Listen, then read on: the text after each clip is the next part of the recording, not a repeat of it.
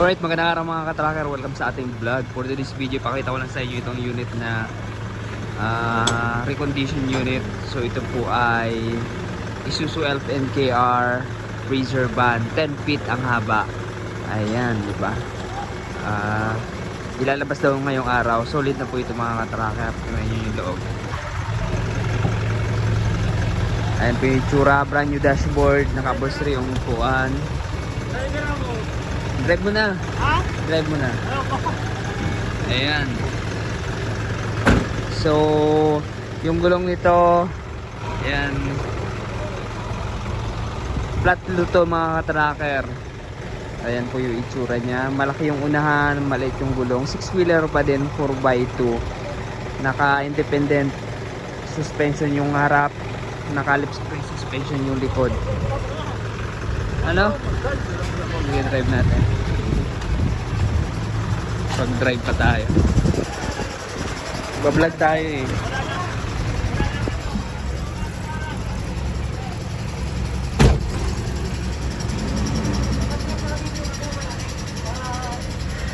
Alright, ayan yung instrument panel. Yung odo niya ay 20,000.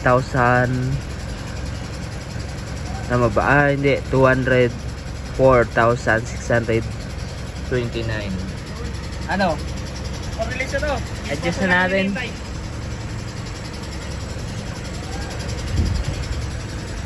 Ayan. Atras natin. Ha? Ano ba? Dadaan ba yan? Ano? Dadaan. Papasok ata nila yan. Kaso may lalabas pa sila doon. Ilagay natin dun oh. Kasya ba? Kaso yan. Wala pang sanay natin dyan masakit pas. Kasya to. Ayan, brand new na yung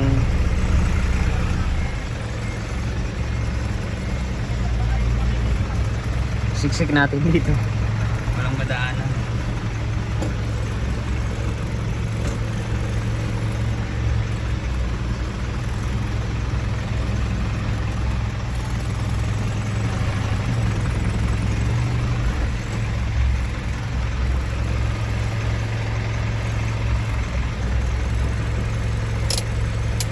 Malinis na, nakapolstry yung mga upuan. Ayan. Cleaning. Kompleto ito mga tracker. Complete electrical lights and accessories. Color white, fully repaint. Ayan, pininturahan pati yung ating freezer van. May plaka na, nakarehistro.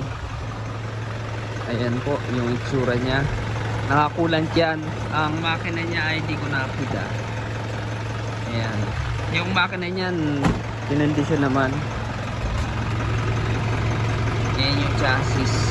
Hindi pala siya stuck sa unit, yung body. Hindi pinatong ito.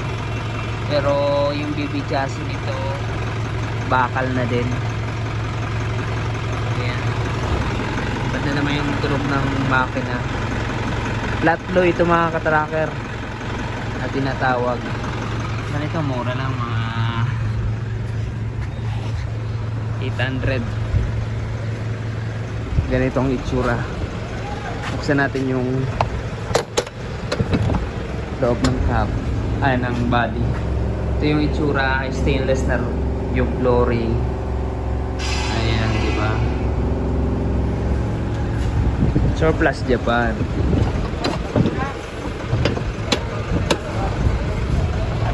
Nilagyan rin ng mga guard yung taillight, tapos yung step board bago na. 24 volts pala to. Ayan, ito yung reserbang gulong.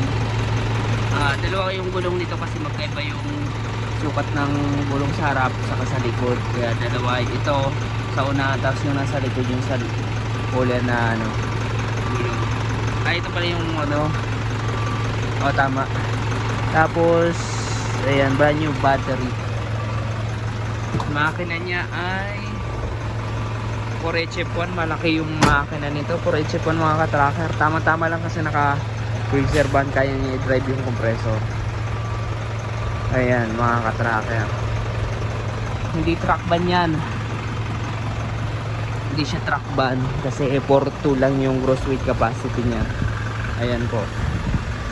Diba, solid. Kung nagustuhan nyo tong truck na to, paki-like, share, and mag-subscribe na kung hindi pa nakaka-subscribe.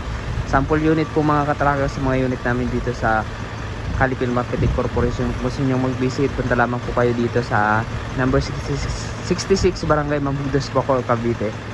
Ayan, para makapili po kayo ng unit na sariwa.